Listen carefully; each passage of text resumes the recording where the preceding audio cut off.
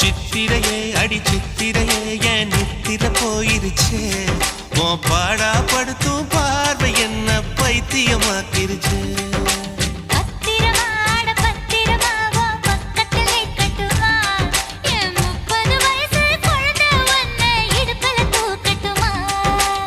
இடுப்பு மடிப்புல ஊஞ்சல் கட்டி தூளியம் ஆடட்டுமா